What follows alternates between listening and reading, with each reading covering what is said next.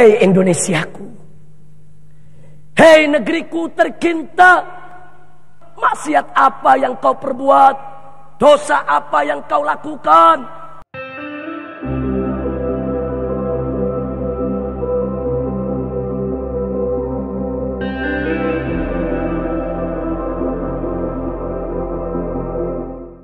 Assalamualaikum warahmatullahi wabarakatuh.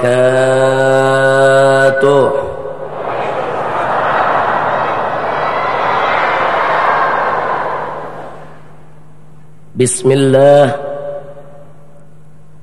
walhamdulillah, wala hawla wala quwwata illa billah. Ashhadu an la ilaha illallah wahdahu la syarika lah, wa ashhadu anna sayyidana Muhammadan abduhu wa rasuluh. Allahumma salli wa sallim wa barik ala sayyidina wa habibina wa syafi'ina wa maulana nabiyyina Muhammadin وعلى آله الطاهرين الطيبين وأصحابه الغر الميامين ومن تبعهم بإحسان إلى يوم الدين. أحبائي الكرام، في هذه المناسبة المباركة وبهذا الاجتماع الطيب المبارك، أوصيكم جميعا ونفسي بتقوى الله وبطاعة رسول الله صلى الله عليه وسلم. فنسأل الله سبحانه وتعالى أن يهدينا إلى صراطه المستقيم ويجعلنا من المتقين ويدخلنا جنته جنة النعيم والحمد لله رب العالمين.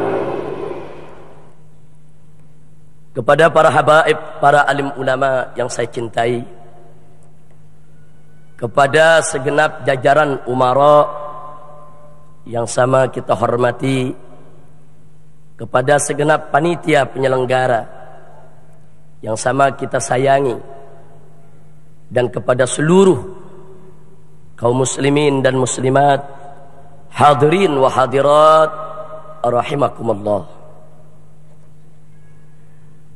Kita sama memaklumi bahwa acara zikir kali ini bertemakan merdeka dari maksiat. Saya patut mengacungkan jempol kepada segenap jajaran panitia, wabil khusus dalam hal ini Bapak Wakil Gubernur yang kita cintai, Bapak Fauzi Bowo, dan teristimewa untuk guru kita, ustadz kita, da'i kita, akhina al-fadil al-ustadz al-haj Muhammad Arifin Ilham, hafidhahullahu ta'ala wa ardah. Kenapa saya katakan patut kita acungkan jempol? Karena tema ini tidak sembarangan ya ikhwan, dan betul-betul munasib, sesuai dengan situasi kondisi yang sedang melanda bangsa kita akhir-akhir ini. Kita bisa sama melihat dalam beberapa tahun terakhir ini bencana datang bertubi-tubi menghantam negeri ya kawan. Gempa demi gempa, longsor demi longsor, banjir demi banjir, kebakaran demi kebakaran, mulai dari kebakaran di tengah kota sampai kebakaran di tengah hutan. Tidak sampai di situ, bahkan pertumpahan darah demi pertumpahan darah yang telah mengorbankan ribuan anak bangsa. Dan puncaknya kita lihat bagaimana terjadinya gelombang tsunami yang menghantam saudara-saudara kita tercinta di Aceh. Memang kita juga sama tahu, bencana apapun yang datang kepada orang-orang yang beriman, yang taat kepada Allah dan Rasulnya, itu adalah ujian. ujian untuk mensucikan diri mereka dari dosa dan untuk mengangkat derajat mereka di sisi Allah. Tapi juga jangan lupa, pada saat yang sama bencana yang terjadi bagi kaum muslimin yang suka lalai, kadang taat, kadang maksiat, banyak lari daripada kewajiban, maka bencana-bencana yang terjadi merupakan peringatan keras dari Allah agar dia segera kembali taubat kepada Allah. Dan juga jangan lupa saudara, pada saat yang sama bagi orang-orang kafir, fasik, munafik, mereka-mereka yang tidak ada kebaikan dalam dirinya, yang selalu maksiat kepada Allah, maka bencana yang terjadi merupakan siksa yang dikedepankan oleh Allah dalam kehidupan dunia. Dan siksa akhirat jauh lebih pedih dari itu menanti mereka, ya ikhwan. Karena itu pada kesempatan hari yang berbahagia ini, saya tidak hendak untuk menghibur hati saya maupun hati jamaah kaum muslimin dengan hanya mengatakan, sudahlah, bencana-bencana yang terjadi di Indonesia ujian untuk kita. Itu bukti kalau Allah cinta sayang kepada kita. Saya tidak pungkiri ungkapan semacam ini begitu baik untuk menghibur hati kita dan menanamkan husnuzon kita kepada Allah. Tapi jangan lupa, terlalu banyak menghibur diri, nanti kita jadi lupa diri, saudara. Karena itu pada kesempatan ini saya lebih suka, ayo mari kita introspeksi diri. Ada apa dengan republik ini sehingga bencana datang bertubi-tubi tiada henti menghantam negeri, saudara? Ada apa? Karena itu ayo mari sama ingin saya ajak semua yang ada di sini kembali ke 15 abad yang lalu, tatkala seorang khalifah yang adil memimpin kaum muslimin. Dialah Sayyidina Umar ibn Khattab radhiyallahu ta'ala anhu. Di dalam kepemimpinan beliau terjadi gempa di salah satu bagian negeri. Padahal Sayyidina Umar sudah memimpin negeri dengan adil, dengan penuh ketakwaan. Hukum Allah dijalankan, pencuri dipotong tangan, pemabuk dicambuk, penzina yang masih gadis atau lajang dicambuk 100 kali dan diasingkan 1 tahun. Bagi mereka yang sudah merasakan hubungan intim dalam pernikahan yang sah, kalau mereka berzina, mereka adalah penzina muhson yang dirajam hingga mati. Hukum ini semua ditegakkan oleh Umar ibn Khattab. Tiada korupsi, tidak ada koruptor, tiada ada tempat maksiat yang menyebar, saudara. Tapi tiba-tiba terjadi gempa di salah satu sudut negeri. Karena saat itu memang sudut negeri Islam begitu luas, dari benua Afrika sampai ke bumi Persia, saudara. Ada bagian negeri yang tidak terkontrol oleh beliau. Kemudian terjadi gempa. Begitu terjadi gempa, Sayyidina Umar sebagai seorang pemimpin yang cinta kepada rakyatnya, yang bertanggung jawab, beliau tinggalkan ibu kota menuju tempat terjadinya gempa. Sampai di sana, beliau kumpulkan rakyatnya yang baru saja mendapat musibah, saudara. Begitu sudah kumpul, beliau ajukan satu pertanyaan. Apa gerangan pertanyaan yang ditanyakan oleh Sayyidina Umar? Luar biasa menakjubkan, saudara. Ternyata Sayyidina Umar tidak bertanya tentang berapa besar harta benda yang musnah. Tidak. Sayyidina Umar juga tidak bertanya tentang berapa banyak korban nyawa yang melayang akibat gempa. Tidak. Tapi yang ditanya oleh Sayyidina Umar ibn Khattab adalah, hei kaum muslimin, hei rakyatku, maksiat apa yang kalian perbuat? Dosa apa yang kalian lakukan sehingga gempa ini bisa terjadi, menjadi bencana menimpa kalian? Masya Allah, saudara. Sayyidina Umar lebih memilih mengajak rakyatnya introspeksi ketimbang menghibur diri. Bisa saja kalau Sayyidina Umar mengatakan, sabar, tenang, ini ujian Allah, sebagai bukti Allah cinta kepada kita. Rakyatnya senang, tenang. Tapi Sayyidina Umar tidak lakukan itu. Yang dilakukan oleh Sayyidina Umar Ibn Khattab adalah mengajak rakyatnya untuk introspeksi diri. Maksiat apa yang kalian perbuat sehingga bencana ini bisa terjadi?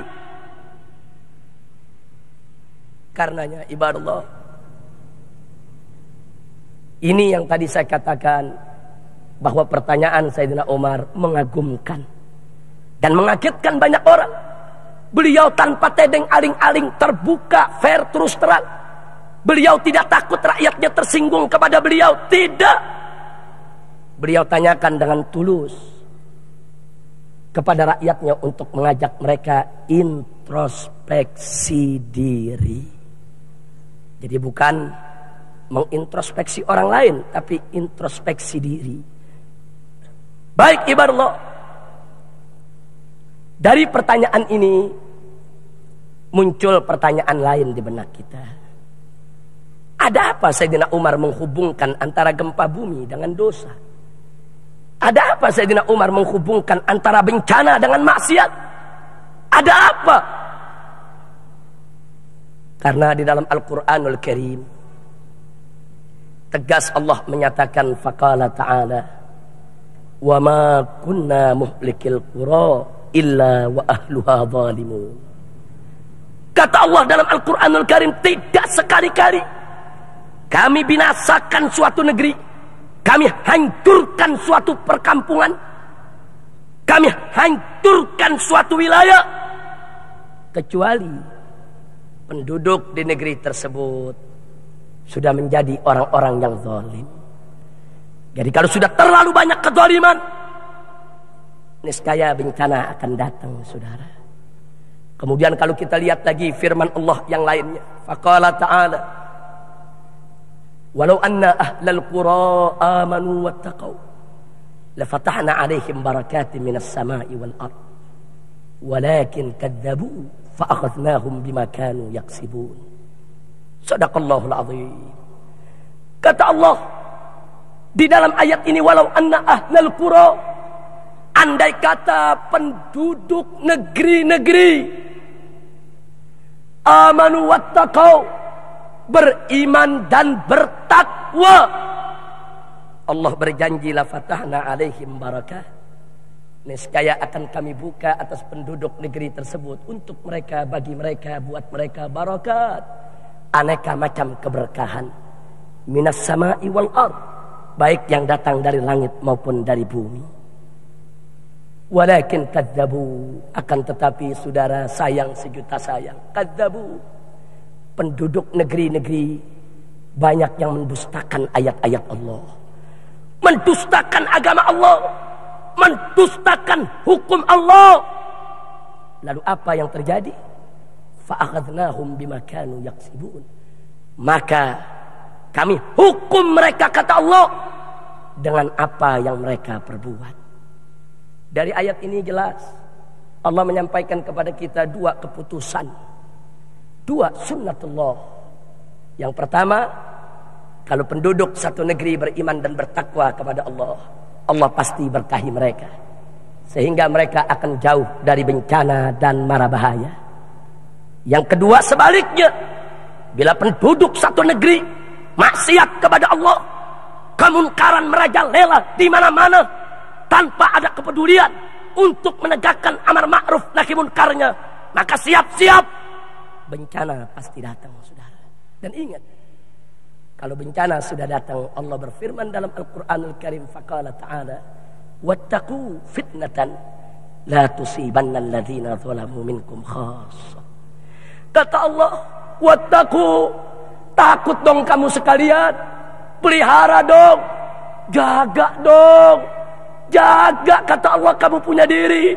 Jaga dari apa? Fitnatan, jaga daripada fitnah yang bisa berupa bencana, musibah, bala dan malapetaka, yang kalau sudah datang la tusibanna alladzina zalamu minkum khassah. Dia tidak hanya menimpa khusus orang yang zalim saja, tidak. Tapi orang baik pun akan terkena, saudara. Maka itu suatu hari Rasulullah Shallallahu Alaihi Wasallam pernah pulang ke rumahnya dalam keadaan gemetar ketakutan, berkeringat dingin. Kemudian beliau disambut oleh istri tercinta Sayyidatuna Zainab binti Jahsy radhiyallahu taala anha. Sang istri bertanya kepada Nabi, ya Rasulullah, ma yukhzi'uk, wahai Rasulullah, apa gerangan yang membuat engkau takut? Nabi pun menceritakan kepada istrinya, celaka bagi umatku. Dari kejahatan yang sudah hampir tiba, berbagai macam musibah akan menimpa mereka. Sedih kita punya Nabi. Kemudian sang istri dengan polos dan tulus bertanya, ya Rasulullah, anahliku wa fina salihun. Wahai Rasulullah, apakah kalau bencana datang, nahlik, kita ikut binasa, kita ikut celaka, kita ikut terkena bencana, wa fina salihun, sedang di tengah-tengah kita masih banyak orang yang saleh, masih banyak orang yang baik, masih banyak orang yang taat. Apa jawab Nabi alaihi salatu wassalam? Naam, idza kathural khabath. Ya, kita semua orang baik akan ikut kena bencana jika kebejatan sudah merajalela. Makanya saudara, sedih saya dan kawan-kawan bergabung dengan berbagai ormas Islam beberapa waktu yang lalu turun ke Aceh. Berbulan-bulan kami duduk di Aceh. Kami lihat dengan mata kepala kami sendiri akibat yang ditimbulkan oleh tsunami. Tsunami tidak bertanya mana rumah kiai, mana rumah pelacur, saudara. Tsunami tidak bertanya mana rumah orang baik, mana rumah orang jahat. Bahkan bayi-bayi yang tidak berdosa pun ribuan mayatnya berserakan di mana-mana. Inna lillahi wa inna ilaihi raji'un. Karena itu saya ajak semua di sini, perhatikan baik-baik pesan Nabi. Dalam satu kesempatan beliau berpesan. Kata beliau, walladzi nafsi biyadihi la ta'murunna bil ma'rufi wa la tanhawunna 'anil munkar aw la yushikunna an yab'atsallahu 'alaikum iqaban minhu thumma tad'unahu fala yustajabu lakum. Apa kata Nabi? Walladzi nafsi biyadihi, demi zat yang jiwaku di tangannya, yang nyawaku ada dalam kekuasaannya, demi Allah, la ta'muranna bil ma'rufi wa la tanhawunna 'anil munkar. Engkau, hai umat Islam, dengan sungguh-sungguh menegakkan amar ma'ruf nahi munkar, atau la yushikunna, sebentar lagi tiba masanya, an yab'atsallahu 'alaikum iqaban minhu, Allah akan kirim kepada kamu sekalian, hei kaum muslimin, iqaban minhu, siksa dari sisi Allah. Dan kalau siksa itu sudah datang, thumma tad'unahu, kemudian engkau rame-rame berdoa kepada Allah, minta pertolongan Allah, ya Rabb, ya Rabb, fala yustajabu lakum, tidak akan pernah dikabulkan oleh Allah, ya ikhwan. Karena itu sebelum saat itu tiba, ayo kita berzikir, kita panjatkan munajat kepada Allah, dan mari kita tegakkan amar ma'ruf nahi munkar. Jangan sampai tiba saatnya datang, doa kita pun tidak dikabulkan, ya ikhwan. Na'udzubillah min dzalik. Nah, karena itu pantas kalau Sayyidina Umar tadi bertanya lewat yang kita sudah baca barusan ayat dan hadisnya, pantas memang maksiat punya hubungan dengan bencana, saudara. Yakinkan dalam diri kita, Allah Maha Adil, Allah tidak jahat, saudara. Allah tidak ganas, saudara. Demi Allah, Allah Maha Santun lagi Maha Lembut, Huwal Latiful Wadud. Allah Maha Pengasih lagi Maha Penyayang. huwar rahmanur rahim. Tidak mungkin saudara Allah mengirimkan bencana bertubi-tubi kepada satu negeri yang penduduk mayoritasnya muslim, yang banyak habaib, banyak ulama, banyak kiai, banyak majelis-majelis taklim, banyak majelis-majelis zikir, kalau tanpa sabab musabab. Tidak mungkin Allah kirimkan bencana kalau tidak ada sabab musababnya saudara.